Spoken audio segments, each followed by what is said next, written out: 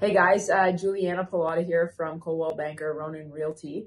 I'm jumping on here today to let you guys know about the new changes that the Ford government announced to the Ontario Housing Bill, Bill 23, which is the More Homes Built Faster Act, right? So the goal here is to get 1.5 million homes built by 2031.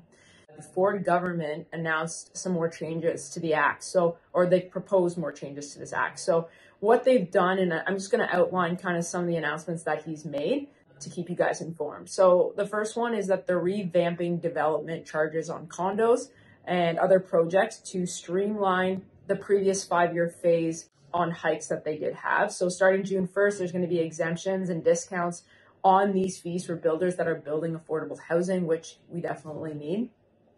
Next, they're going to allow for wood frame structures to be built up to 18 stories. Previously, the government was only allowing 12 stories, and this is going to help offset some costs that the developers are facing right now. The next one they've looked at is developers are exempt from the Planning Act when they're building student housing. And this is to minimize the approval process and to create more accessibility for student housing, because we do know there is a shortage on this, and students need a place to live when they're going to university or college, right? So the next one that they've proposed is trying to reduce NIMBYism, and NIMBYism is not in my backyard. So a lot of people, third parties, appeal development projects because they don't want a development happening in their backyard. So they're no longer allowing third-party appeals. And this is because there's 67,000 housing units since 2021 that are under appeal from third parties, which is a significant amount. And this is why we're seeing a big shortage in housing being built and the prices going up, because there's a lot of demand and not enough supply, right? The next thing that they propose is to eliminate parking minimum requirements, the developments that are taking place near transit stations. If you live downtown Toronto or downtown Ottawa, more than likely you don't have a car, right? If you're in a condo or an apartment, it's kind of more of a headache to have a car than anything. You're usually using a transit system. So I think that this is a positive, and it also reduces the cost for the developer to implement that parking within the development project.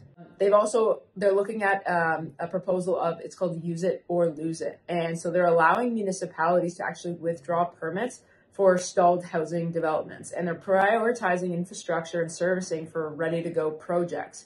And this is because a lot of developers may be holding on to a project from being built because it doesn't necessarily meet the return on their investment. Maybe interest rates are too high or market conditions don't make sense. So the municipalities are now getting the power back in their hands to take away those permits if they're just stalling the development. They're also going to streamline approvals for garden suites, laneway housing, and basement apartments to get more homes built, or more places to live built.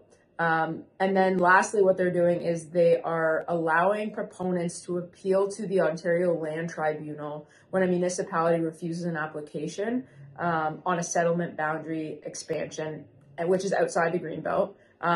Ensuring that the decision is an independent and neutral process. So essentially what that means is if somebody applies to get a property into the municipal boundary and the municipality refuses it, that applicant or a proponent can go up to the province level and try and get that approved, so they can go over the municipality's head.